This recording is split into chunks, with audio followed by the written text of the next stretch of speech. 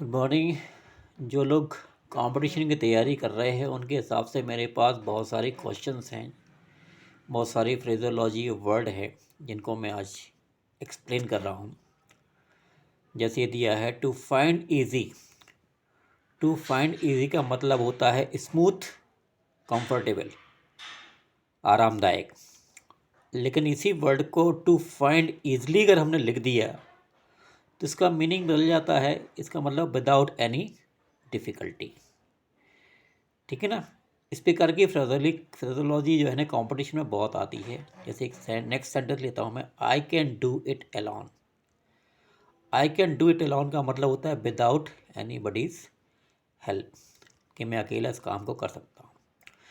इसी सेंटेंस को जब हमने चेंज कर दिया, अलोन का प्लेस चेंज कर दिया है, आई अलोन कैन डू इट, इसका मतलब चेंज हो गया है। मतलब मैं ही ऐसा काम कर सकता हूँ। आई कैन डू इट, इस काम को मैं ही कर सकता हूँ।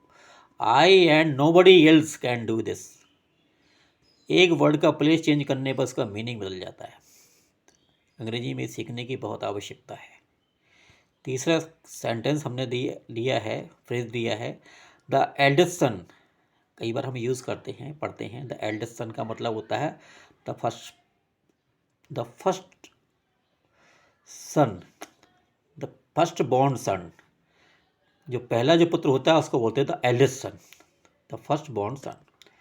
अगर हमने उसी में सेंटेंस में द ओल्डेस्ट सन लिख दिया तो ओल्डेस्ट सन का मतलब the oldest of the all living son. जितने आपके पुत्र हैं उनमें सबसे जो पुराना है उसको ओल्डेस्ट। ओल्ड का प्रयोग हम बिल्डिंग के लिए भी करते हैं लिविंग के साथ। एल्डेस्ट वर्ड्स का प्रयोग एक परिवार के लोग नहीं करते हैं।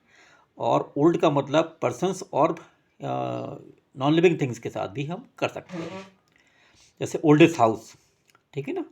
इस प्रकार से इनको समझने की आवश्यकता होती है।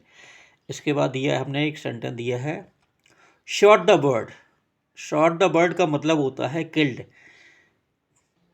ठीक है ना। शॉट द बर्ड मतलब किल्ड, मारना, किसी चिड़िया को मारना। अगर हमने इसी को चेंज किया शॉट एट द बर्ड अगर लिख दिया तो इसका मतलब है चिड़िया पर निशाना साधना, एम एट द बर्ड। उसको मारना नहीं, उस पर निशाना साधना होता है। केवल एट का चेंज किया और मीनिंग बदल गया। इसी प्रकार से नेक्स्ट दिया tell me briefly. Tell me briefly का मतलब tell me in a short time, कम समय में कुछ का बात करना है। और टेल मी शॉर्टली अगर हमने लिख दिया, उसमें टेल मी शॉर्टली अगर लिख दिया तो इसका मतलब टेल मी इन शॉर्ट, मतलब संक्षिप्त में बात करना। इसी प्रकार से दिया है the word a bird lives in a wood. A bird lives in a wood मतलब होता है एक चिड़िया जंगल में, इन a would, in a forest, अगर वो जंगल में रहती है। उसी प्रकार से the word lives on wood कर दिया अगर हमने, इनकी जगह ऑन कर दिया मतलब वो ईट्स वुड, मतलब वो लकड़ी खाती है, मतलब लकड़ी पर डिपेंड है खाने के लिए। तो इनका अगर ऑन कर दिया तो मीनिंग बदल गया उसका।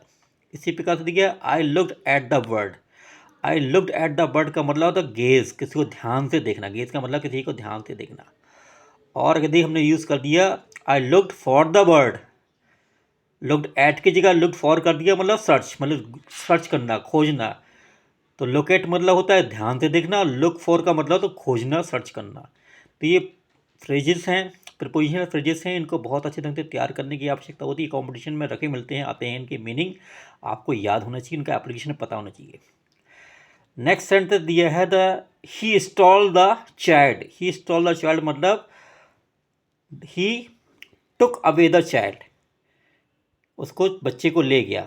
अगर ये भाई सेंटेंस हमने लिखा ही रोब द चाइल्ड मतलब उसको लूटा, मतलब रोब का मतलब लूटना होता है, इसका मतलब चुराना होता है। तो डिफरेंट टर्म्स के मीनिंग, उनके यूज़ अलग अलग होते हैं, उनके फ्रेजेस अलग होते हैं।